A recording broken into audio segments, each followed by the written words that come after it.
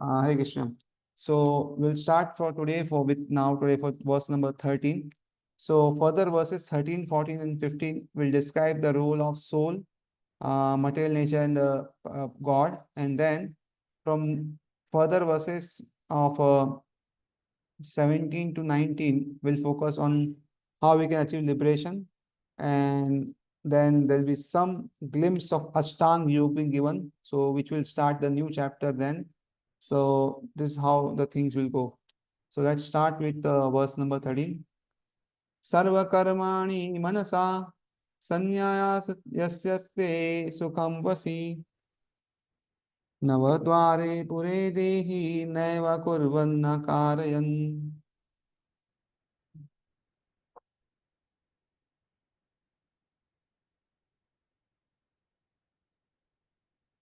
When the embodied living being controls his nature and mentally renounces all actions, he resides happily in the city of nine gates, the material body, neither working nor causing work to be done. So this is the role of the soul, that is a living entity. So he is being there in this material body of nine gates, and when he does work, but mentally renounces all action. So that is, he's not involved. The senses are in contact with sense objects. So he's just an observer here. That is, he's seeing that how uh, the senses are taking the food and the senses are seeing all. So like this, if he leaves, then that is how he will not cause any work to be done. So he'll not be implicated by any reactions. Purport. The embodied soul lives in the city of nine gates. The activities of the body or the figurative city of the body are conducted automatically by its particular modes of nature. The soul, although subjecting himself to the conditions of the body, can be beyond those conditions if he so desires. Owing only to the forgetfulness of his superior nature, he identifies with the material body and therefore suffers. So, see what is happening. The soul is living and it's Sachinanand, it should not suffer. And material body, if we see that material body is dead, it should not have any symptom. But still, we see that the material body which we are having has some pain and we also suffer. So how it is? Because we as a soul is attached to this material body. So it is happening to that material body only, but we think it is happening to us, and therefore we get this pleasure, pain, and man, apman, and all. So this is how we suffer. So now, what I say is that whatever work is done by the three modes of material nature. Actually, we don't do anything. So what happens is we desire, super soul sanctions, and the material nature carries out the things. So suppose we saw somebody is angry and he's shouting on us. So actually he is not shouting. The modes, the material nodes, they are doing the work. That is how we should understand. That he's in the grip of the material modes and they are doing the work. So in this way, every person is bound by the three modes. And in this way, we should understand that because of three modes which he is in, all the things are being done. The soul is pure, but he is bound by the material body as of now. But as soon as he desires, he wants, he can be freed from this. So owing only to his forgetfulness of superior nature, he identifies with the material body and therefore suffers. So because he has forgotten superior nature, that he is spiritual and this is all material, so he is suffering. By Krishna consciousness, he can revive his real position and thus come out of his embodiment.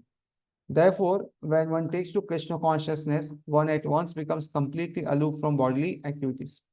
In such a controlled life in which his deliberations are changed, he lives happily within the gates of a city of nine gates. The nine gates are mentioned as follows. So when one becomes Krishna consciousness, what happens is gradually he comes out of this bodily concept, and then he lives happily. He stays in the body of this nine gates, but he does not think that he is the body of nine gates. So he thinks that I am aloof. Suppose we are staying in a house. So suppose we are staying in Goregaon in one house. So that means we are staying in the house, but we are not the house. Similarly, the soul is staying in the body. Soul is not, no, we are not the body. So we are not the soul. We are not the, sorry, body. So this is how the soul then thinks. And this is the correct way. So what are these 9 gates? Navadvare pure dehi, hamso lelayate vahi, vasi sarvasya lokasya, sthavarasya charasya cha. The Supreme Personality Godhead, who is living in the body of a living entity, is the control of the living entity all over the universe. The body consists of 9 gates. 2 eyes, 2 nostrils, 2 ears, 1 mouth, 1 anus, and the genitals. The living entity in this conditioned stage identifies himself with the body, but when he identifies himself, the Lord within himself, he becomes just as free as the Lord, even while in the body. So whom are we identifying with? Is the body or with the soul? If we are identifying the body, we will always be baddha, but if we are identifying with the soul, we'll be liberated. Therefore, a Krishna conscious person is free from both the outer and inner activities of the material body. So one may stay in the body, but one may not belong to the body. Like somebody is in the class, but he is not in the class because his mind is elsewhere. He is not here in the class. Similarly, one is in the body, but not identified with the body. So this should be our, gradually we should move to this direction where we get out of this material body. Our consciousness is in spirit and not in the matter. And then verse number 14. So here the role of the super soul is being given. And the role of material nature, both what is there is all given. So let's see verse number 14. Na kartitvam na karmani lokasya syate prabhu na karma phala samyogam sabhavastu pravartate. The embodied spirit, master of the city of the body, does not create activities, nor does he induce people to act, nor does he create the fruits of action. All this enacted by the modes of material nature. So, the jiva or the soul in this body, it does not create activities and it also does not induce others to act. So all is enacted by modes, that is swabhava, or the impressions on the mind which are there from time immemorial because of the modes of material nature. So what is this swabhava? Swabhava means material impressions or vasanas which are arising from the beginningless identity of the jiva with the material body and senses. And this impels ones to act. It is like suppose somebody eats a gulab jamun. So what will happen is his mind will check whether this gulab jamun was as sweet as the previous one, was as good as not. So this checking is done in that mind, and this is where it all is stored. And in this way, one gets more and more attached that, oh, this was very good, better than previous. So this memory is stored. So when somebody does something wrong, then one is the action which is done wrong, and that will create any reaction. But more tough than this is the vasana created or impression created, or the memory which is created, which will make that person do that thing more and more because he has experienced something, some pleasure he has derived by doing that some wrong thing, and that pleasure seeking or that pleasure he wants again, and therefore even he doesn't want, it is wrong, still he'll be forced to again act in the wrong manner to derive some pleasure.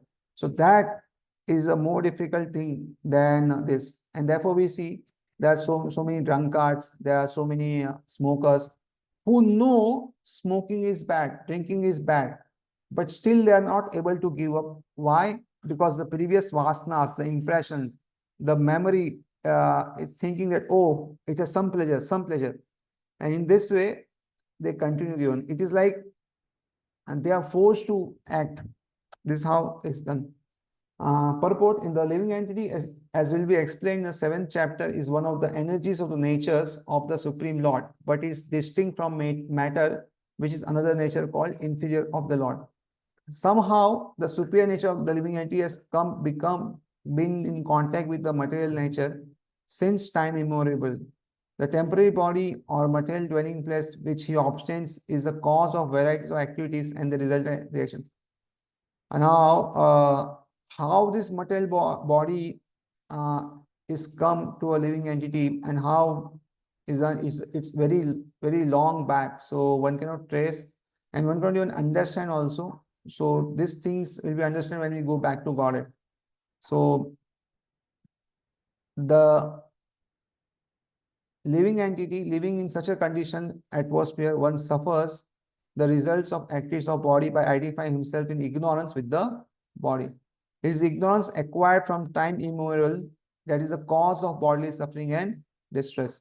So if we want to get out of this suffering, like heat, cold, loss and gain, and mana, apmana, so we need just to identify ourselves the soul, not the body, because all these things contain only to body, not the soul. Soul is Satchidanand. The soul does not have all these problems.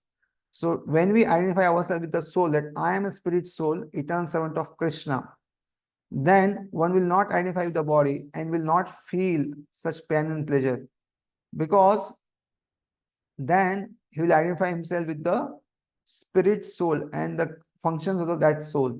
And therefore, this theme of not being bewildered by man, apman, and the heat and cold, honor, dishonor, and these things is again and again emphasized in Bhagavad Gita. We'll see this at so many places. This fundamental thing and the basic thing which one should gradually develop. As soon as the living entity becomes aloof from the activities of the body, he becomes free from the reactions as well. As long as he's in the city of body, he appears to be master of it, but actually he's neither his proprietor nor controller of its action and reaction. So we think that we are master of this body, but nor we are the proprietor, nor we are controller. We don't know, we don't have control over this. He is simply in the midst of material ocean struggling for existence. The waves of the ocean are tossing him and he has no control over them. The best solution is to get out of the water by transcendental Krishna consciousness. That alone will save him from all turmoil. So best is if we can do a bhakti nicely and get out of this material conception, then we will be helped. Now, the role of Lord and how the living entities builded. So let's see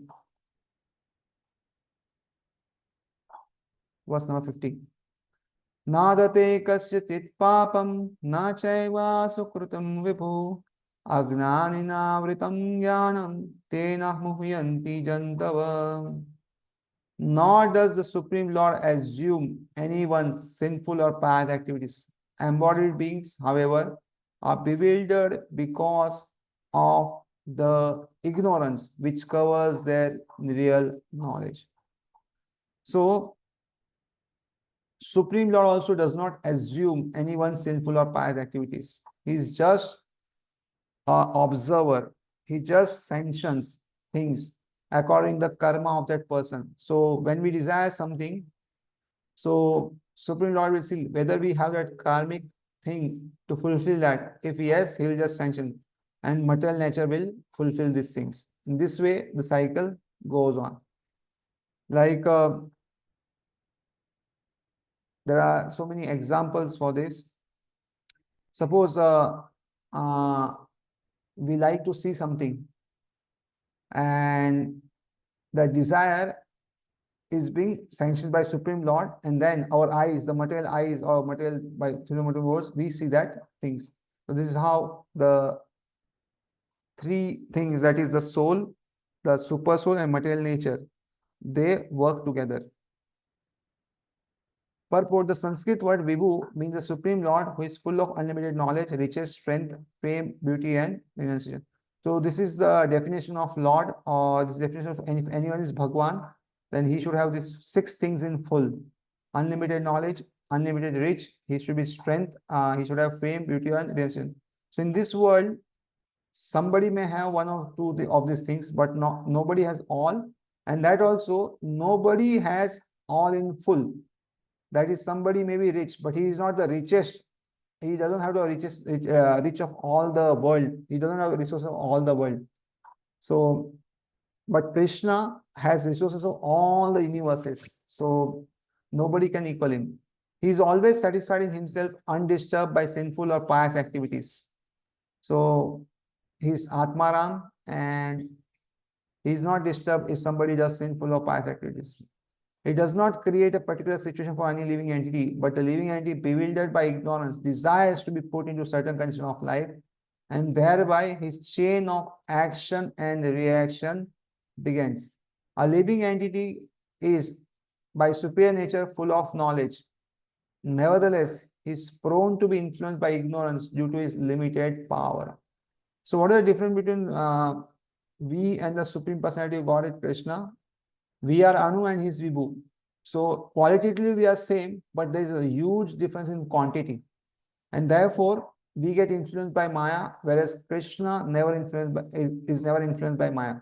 And second, even if we are liberated, we will liberated from material world, still will never become master of the material energy, that's Maya energy. Krishna is always the master, and therefore this difference will always remain, that we are servant and he is our Lord. The Lord is Vibhu, or omniscient by living entities, Anu, or atomic. Because he is a living soul, he has the capacity to desire by his free will. Such desire is fulfilled only by the omnipotent Lord. And so, when the living entity is bewildered in his desires, the Lord allows him to fulfill those desires. But the Lord is never responsible for the actions and reactions of a particular situation which may be desired. Being in the bewildered condition, therefore, the embodied soul identifies himself with the circumstances, material body, and becomes subjected to the temporary misery and happiness of life. The Lord is the constant companion of the living entity as Paramatma or as super soul, and therefore he can understand the desires of living individual soul as one can smell the flavor of a flower by being near it. The desire is subtle form of conditioning for the living entity. The Lord fulfills his desires as he deserves. Man proposes and God disposes. So, Krishna is Atmaram, he knows our desires, and therefore these things happen so fast that the whole process we never come to know also that we are desiring, and Paramatma is giving sanction, and then the things are done by material nature. It's done very, very fast. And that also is done if we have some karmic account. So otherwise, man proposes and God disposes. The individual is not therefore omnipotent in fulfilling his desires. The Lord, however, can fulfill all desires. And the Lord, being neutral to everyone, does not interfere with the desire of the minute independent living entities. It's a very important thing. Lord will never ever interfere with our desires. And therefore we see, even if somebody is doing wrong, somebody is atheist, Krishna will never tell that, oh, become a devotee. No. It is a devotees who preach to other people and to tell them that, oh, Krishna is Lord and you please serve Krishna and become devotee of Krishna. Lord always gives a person his independence. And therefore, he does not interfere with the minute independence of living entities. However, when one desires Krishna, Lord takes special care and encourages one to desire in such a way that one can attain him and be eternally happy.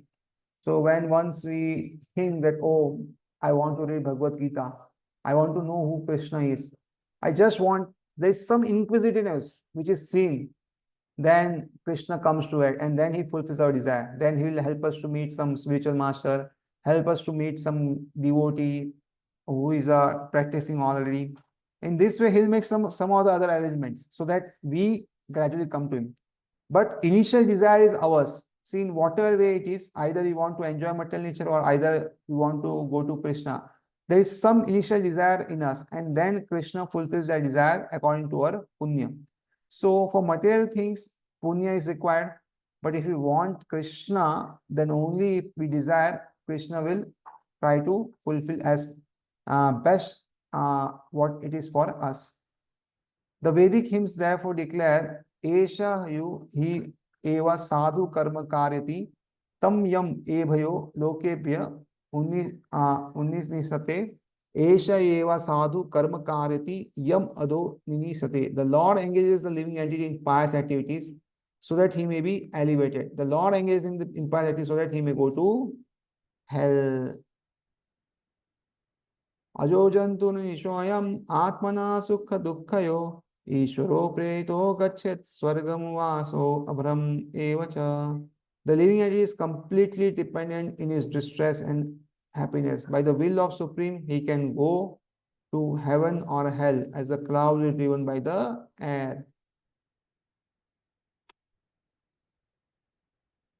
Therefore, the embodied soul, by his immovable desire to avoid Krishna consciousness, causes his own bewilderment. Consequently, although he is consciously eternal, blissful, and cognizant, due to his littleness of his existence, he forgets the conscious position of service to the Lord and is thus entrapped by nescience. And under the spell of ignorance, the living entity claims that the Lord is responsible for his conditional existence. The Vedanta also confirm this. The Lord neither hates nor likes anyone, though he appears to be. So, actually, the living entity himself is responsible for whatever things happen in his life, but the Lord is the sanctioner of things. And therefore, one should try to ignite spark in others so that they may go have the desire to know about Krishna and go back to Hare. And then the things will follow. Now, 16. So when jnana comes, then ajnana goes.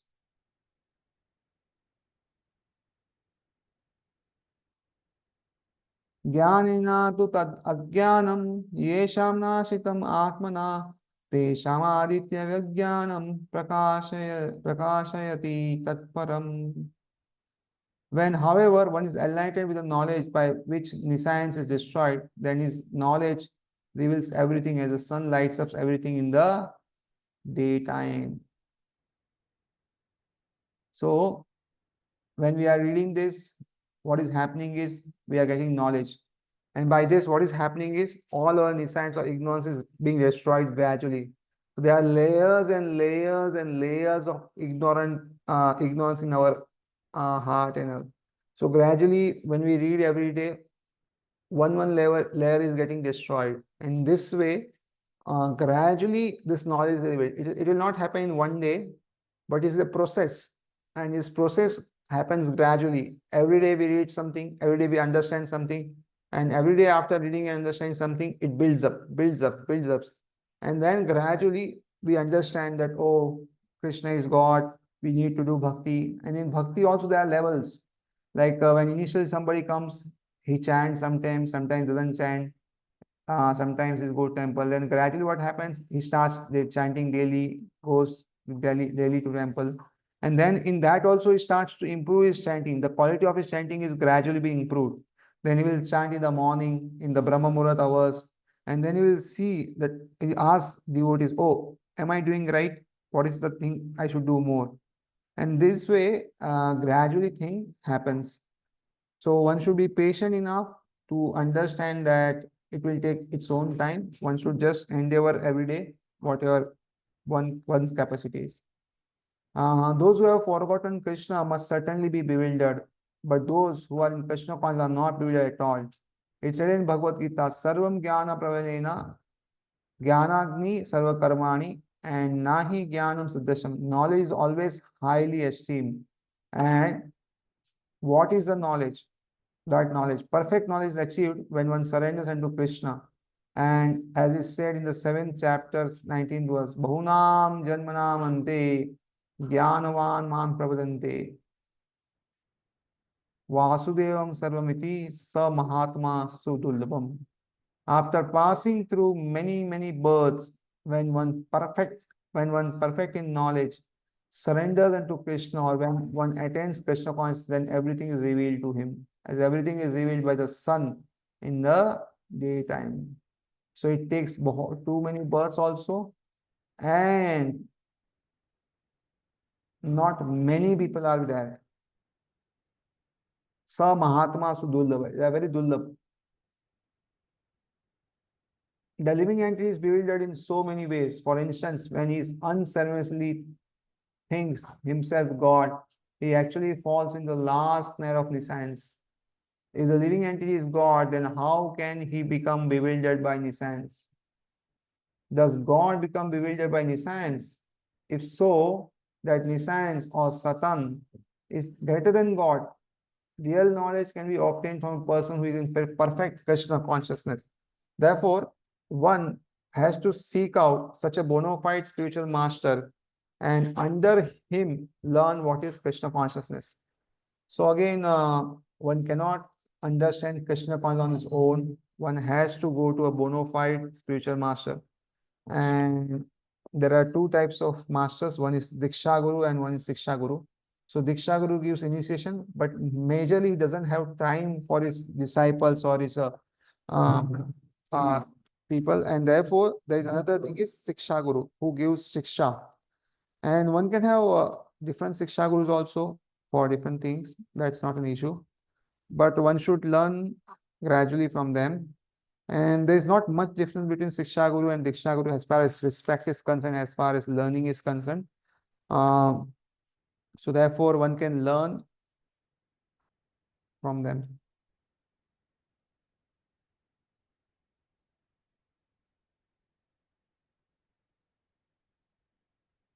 Even though a person may be in full knowledge that he is not this body, but is transcendental to the body, he still may not be able to discriminate between the soul and the super soul. So one is to know that we are not this body, but we are soul. Then higher than this is, we know that there is also a super soul, and there is difference between soul and super soul also. And this is better knowledge than the that we are the soul. And this both knowledge is required as Sambandha Gyan. So in Sambandha Gyan or knowledge of relationship, there are three things to be known: that soul, super soul, and material nature. These three things should be known, and the relationship between all these three.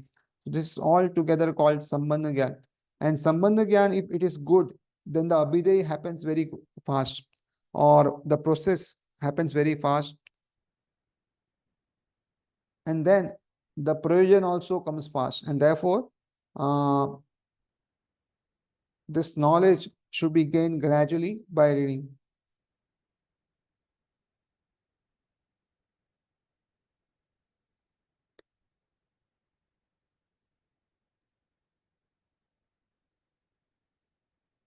Lord Sri Krishna therefore stated in the second chapter 2.12 that every living being is individual and that the Lord is also individual.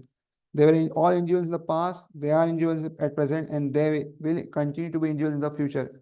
And after liberation at night, we see everything as one in darkness. But in the day, when the sun lights up, we see everything as its real identity. Identity with individuality in spiritual life is real knowledge.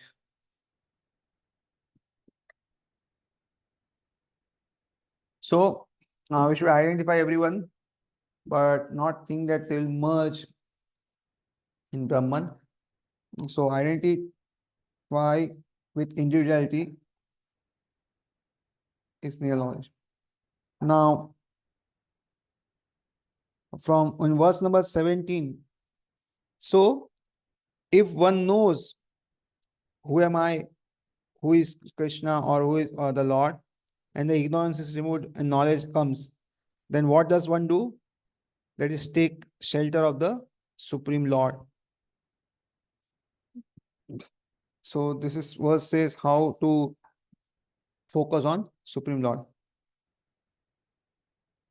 Tad buddhaya sad atmana tannishta sad parayana gachanti ya punaravritam jnana niruddha kalmasha. When one's intelligent, mind, faith, and refuge are all fixed in Supreme, then one becomes fully cleansed of misgivings through complete knowledge and thus proceeds straight on the path of liberation. So one when gets knowledge, then what he does, everything is intelligent, mind, faith, and refuge is all fixed in Supreme. And therefore, when everything is fixed in Supreme, he gets gradually clean and he goes straight on the path of liberation. The supreme transcendental truth is Lord Krishna. The whole Bhagavad Gita centers around the declaration that Krishna is Supreme Personality of Godhead. That is the version of all Vedic literatures.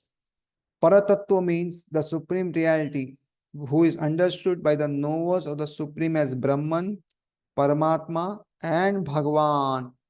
Bhagavan, or the Supreme Personality of Godhead, is the last word in the Absolute. There is nothing more than that. The Lord says, Matta Parataram Nanyat Kintit Assi Dhananjaya. Impersonal Brahman is also supported by Krishna. Brahmano hi patishtaham. Therefore, in all ways, Krishna is the supreme reality.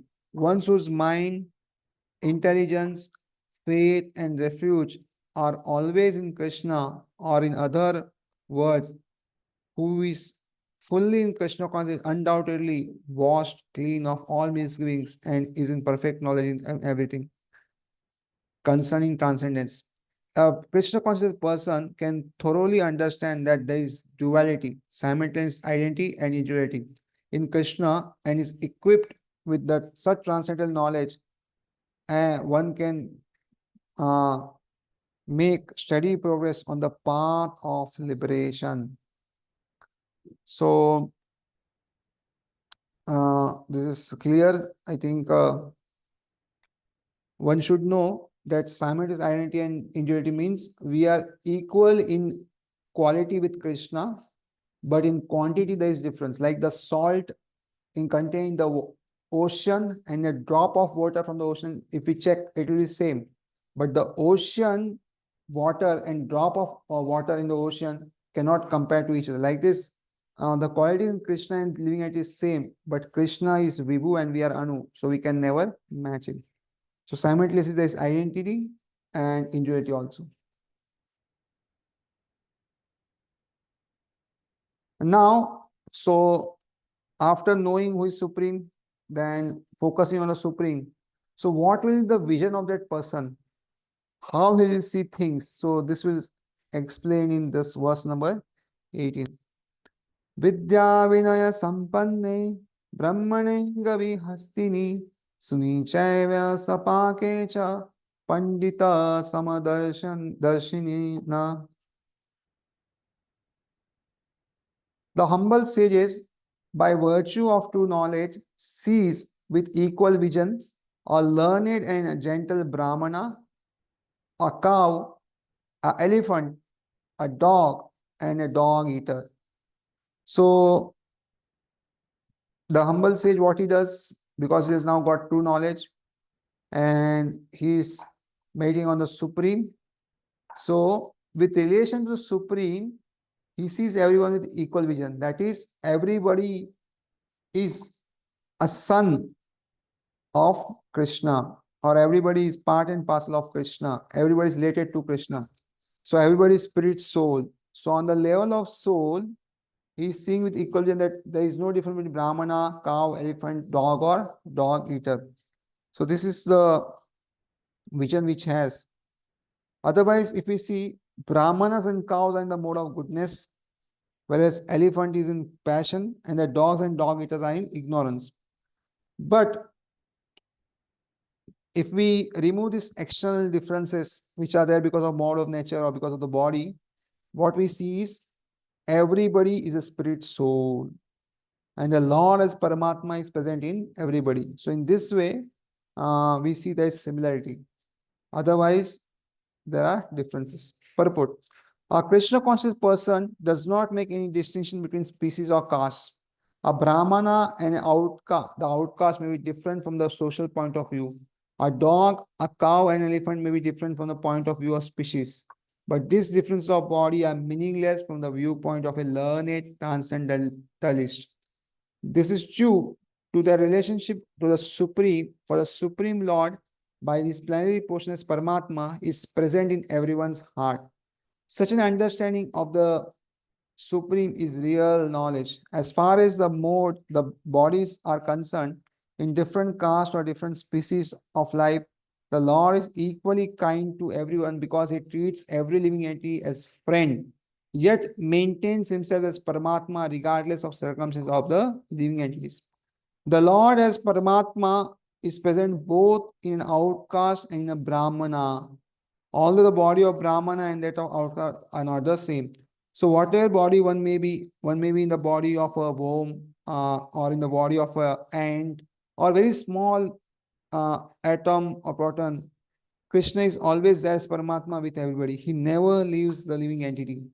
And the living entity may do some good things, some bad things, or whatever one does, he never leaves. So that is the quality of Krishna or Paramatma, that he is always with the living entity. The bodies are material productions of different modes of material nature, but the soul and the super soul within the body are of the same spiritual quality. The similarity of in the quality of the soul and super soul, however, does not make them equal in quantity. For the individual soul is present only in the particular body, whereas the Paramatma is present in each and every body. So we as living entity are there in just this one body only. But Paramatma is present in the body of all living entities. So this is a difference. A Krishna conscious person has full knowledge of this and therefore he is truly learned and has equal vision. The similar characteristics of the soul and super soul are that they are both conscious, eternal, and blissful. So we are also conscious, we are eternal, and we are always blissful. Satchit and Anand. So this is there with us also and Krishna also. But the difference is that the individual soul is conscious within the limited jurisdiction of his body, whereas the super soul is conscious of all bodies. The super soul is present in all bodies without distinction. So we only know about our body, but Krishna knows about all the bodies of all the universes. So this is what is the vision. So now, from verse number 19, so this is the Brahman platform which is being discussed. So how, when one sees with equal vision, they can conquer birth and death. Ihaevaterjita sargo yesham samye stitam mana nirdosham hi samam brahma tasmad brahmani te stitya. Those whose minds are established in sameness and equanimity have already conquered the conditions of birth and death. They are flawless, like Brahman, and thus they are already situated in Brahman. Equanimity of mind, as mentioned above, is a science of self-realization. Those who have actually attained to such a stage should be considered to have conquered material conditions, specifically birth and death. As long as one identifies the body, this body is considered to be a conditioned soul. But as soon as he is elevated to the stage of equanimity through realization of the self, he is liberated from the conditioned life. In other words, he is no longer subject to take birth in the material world, but can enter into spiritual sky after his death. The Lord is flawless because he is without attraction or hatred. Similarly, when living entity is without attraction or hatred, he also becomes flawless and eligible to enter into a spiritual sky. Such persons are to be considered already liberated, and the symptoms are described below. So they see everything with an equal vision, and because they have reached to this stage, gradually they will also go back to Godhead. So now one may ask, how do we know that such person is self-realized, or he is seeing everyone with equal vision? There may be some symptoms, like if somebody is ill, there are some symptoms, his body temperature goes up, and there are some other symptoms. So like this, what happens when somebody is on the Brahman platform, or somebody sees all in equal vision? So what are their symptoms? So let's see in verse number 20, 21. So these both verses will speak about the symptoms of the self-realized person. So let's take one verse, verse number 20.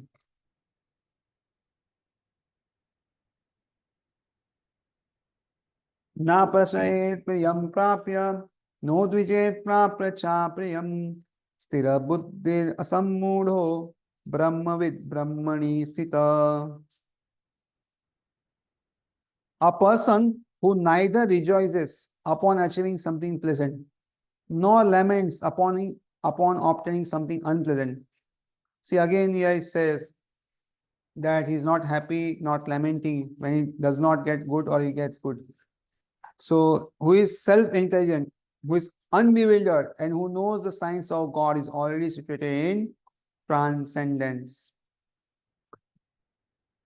So he does not rejoice when something happens pleasant. Oh, I've got this. At the same time, does not lament also. He is very, very, very sthita, that this is my goal. I have to do this. Whatever comes, either happiness or unhappiness, whatever comes, I have to just go through it. That's all, because I want to go back to God. So that is his vision. The symptoms of a self-realized person are given here in. The first symptom is that he is not illusioned by the false identification of the body with his true self.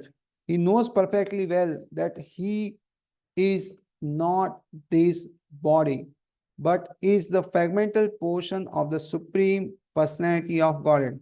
He is therefore not joyful in achieving something, nor does he lament in losing something which is related to this body. So this is a key point here. Why does not lament or rejoice? Because it belongs to the body. See, he knows that I am spirit soul. If something gain is happening to the body and some loss is happening to the body, he thinks I am not this body. If I am not this body, I am soul. Why should I lament or why should I rejoice? He remains neutral. This steadiness of mind is called sthira buddhi, or self-intelligence. He is therefore never bewildered by making the gross body for the soul, nor does he accept the body as permanent and disregard the existence of the soul. This knowledge elevates him to the station of knowing the complete science of the absolute truth, namely Brahman, Paramatma, and Bhagwan. He thus knows his constitutional position perfectly well, without falsely trying to become one with the Supreme in all respects. This is called Brahman realization or self-realization. Such steady consciousness is called Krishna consciousness. So he knows what is his constitutional position, and he also knows Brahman, Paramatma, and Bhagavad. So he knows the science of God, he knows himself, and therefore it's called Brahman realization or self-realization. So he has realized that who is self, who am I? He has realized these things, and therefore he's such person steady. So what are the other qualities? Let's see in verse number 21. बाह्यस्पर्शेषु सक्तात्मा विन्दति आत्मनि यत्सुखं स ब्रह्म योगयुक्तात्मा सुखम अक्षयम अश्नुते. Such a liberated person is not attracted to material sense pleasure, but is always in trance, enjoying the pleasure within. In this way, the self-realized person enjoys unlimited happiness, for he concentrates on the Supreme. So when one is liberated, he thinks that his material pleasures and pain are temporary, and they are not actually pleasure and pain, and therefore he is not attracted to them, but is always in trance. Trance means he's always in that space where he is experiencing transcendental happiness at every moment, enjoying the pleasure within. So he's externally you may not see anything, but internally is enjoying so much pleasure. Like when we chant, we definitely get pleasure. Otherwise, how will we chant every day? And this is internal. We cannot express outside that, oh, how chanting I am getting pleasure. We cannot actually show, but internally we are definitely getting pleasure, and therefore we are every day chanting. In this way, self-realized person enjoys unlimited happiness. So the happiness we get by material pleasures, either by eating, smelling, or doing something, is very limited, and also for a limited period of time. But the enjoyment for the self-realized person is unlimited, and happiness is also unlimited, because he concentrates on the supreme. Because Krishna is unlimited, Krishna's happiness is unlimited. So when we are in connection with Krishna, our happiness is also unlimited. Shri Yamunacharya, a great devotee in Krishna, said, Yadavadi mama cheta Krishna padar vinde nava nava rasadhamni udayatam rantumasit tadavadi batanari sangame smaryamane bhavati mukha vikara sushtu nishthavanam cha. Since I have been engaged in the transcendental loving service of Krishna, realizing ever new pleasure in him, whenever I think of sex pleasure, I spit at the thought and my lips curl with distaste. A person in Brahma Yoga or Krishna consciousness is so absorbed in the loving service of the Lord that he loses his taste for the material sense pleasure altogether. The highest pleasure in terms of matter is sex pleasure. The whole world is moving under its spell, and a materialist cannot work at all without this motivation.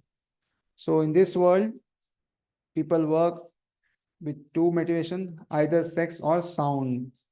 So if we want to get out of this pleasure of sex, we need to hear regularly the sound pleasure, the sound of Krishna, the sound of the books, the sound of the holy name. So that will bring us joy and will not be attracted to this pleasure of gross material body. But a person engaged in Krishna consciousness can work with great vigor without sex pleasure, which he avoids. That is the test of spiritual realization. A spiritual realization and sex pleasure go ill together. So when we are materially absorbed and we want pleasure of this world, then we cannot get spiritual pleasure. And therefore they both go ill together. A Krishna conscious person is not attracted to any kind of sense pleasure due to his being a liberated soul. So gradually, if we want to check how far we are progressing Krishna consciousness, we should see how far our pleasure enjoying sensitivity is going down. So if the pleasure achieving sense, our enjoyment propensity, our enjoyment propensity is going down in this material world, then we are progressing. So vairagya from this material world, and gradually we should develop attraction to the spiritual world. So this both things should happen gradually, and this way we can be free. And now, what about sense enjoyment? Wow, what is the problem with this? Like it is said, a detachment from external pleasures and focusing inwards. So this is what is told in the previous verses. So why? Why such? So now in verse number 22 is given the futility of material enjoyment. Why that material enjoyment should not be done and we should do spiritual enjoyment only. Because why? So this is my question. So the problem with material enjoyment is given in verse number 22. Yehi samsvaja ja bhoga dukkhayonaya evate adi antavanta kaunteya nate shuramate buddha. An intelligent person does not take part in the sources of misery which are due to contact with the material senses. O son of Kunti, such pleasures have a beginning and an end. And so the wise man does not delight in them. So material pleasures are there, but they have a beginning and an end. And every pleasure which is there is a source of misery. So whatever pleasure we are getting in material right now, in the future, they'll be because of misery. I will give you some examples like somebody begets a child and is very happy that I got a son or daughter, whatever it is. So after some time, what happens? The same son or daughter becomes becomes the cause of pain for the same father and mother, either because of harassing them for property matters, or either because of want to raise them. There are so many n number of things. Similarly, we saw in this material world that first there are bullock carts, and people thought the transportation is very slow. So these cars came, and now again there is traffic jam, and therefore we are always stuck in this traffic. So whatever solutions come in this material world, whatever pleasures we have in material world, after some time they will give us pain. And therefore, you should understand that there is no permanent happiness here. And therefore, we should seek for spiritual happiness. Material sense pleasures are due to the contact of material senses, which are temporary because the body itself is temporary. A liberated soul is not interested in anything which is temporary. Knowing well the joys of transcendental pleasure, how can a liberated soul agree to enjoy false pleasure? In this Padma Purana said, Ramante yogino anante satyanande chidatmani iti dama padane asao param brahma bhiyate. The mystics derive unlimited transcendental pleasure from the absolute truth, and therefore the absolute supreme absolute truth, the personality God, is known as Rama, one who gives pleasure.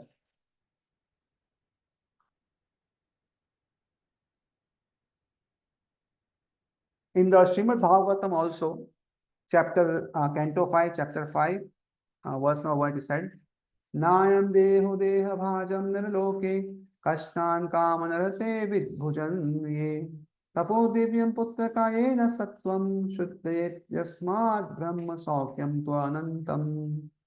My dear sons, there is no reason to labor very hard for self pleasure while in the human form of life. Such pleasure are available in the the stool litter of hogs.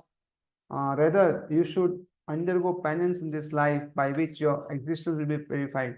And as a result, you'll be able to enjoy unlimited transcendental bliss. So here, this is told by Rishabdev to Bharat Maharaj and his other sons. And he's telling that you should not work very hard for sense pleasures, because in human form of life, that is not required. Human form of life is made for tapasya and austerity, because sense pleasure are available in other species much better than us in our human species. So human species is meant just for doing tapasya, going back to Godhead. And therefore, if we use this body for tapasya, we'll be happy. If we just want to enjoy our senses, we'll be always miserable. Therefore, those who are true yogi or learned transcendents are not attracted by sense pleasures, which are the cause of continuous material existence. The more one is addicted to material pleasures, the more he is entrapped by material miseries. So one strives very hard in this material world to get some material pleasure. But more one tries to get material pleasure, one is entrapped by material miseries, because both are sides of the same coin. One cannot get one side without another. That is the rule. That's why it's called dvanda. If you want sukha, in gift you will also get dukha. So this is inevitable. Now the question comes, I know sense enjoyment is not good, But because of vasanas in our heart, we always have desire to enjoy the senses. So till what time I should tolerate this enjoyment propensity which is there inside and focus on supreme, because the body also demands substance enjoyment and vasanas also there. So till what time should I tolerate this? So verse number 23 answers. Shaknoti haiva yatsodam praka sharira vimokshanat kama krodho bhavam vegam sayukta sa sukhi nara. Before giving up this present body, if one is able to tolerate the urges of material senses and check the force of desire and anger, he will be situated. He is well situated and is happy in this world. So till the time the body is gone, till the time of death. At the time of death also, in 1 year, Krishna will say, "Come back to me, chalo, let's go back to it." And other year, Maya will say, "No, no, no, it's not so bad also. Please stay here."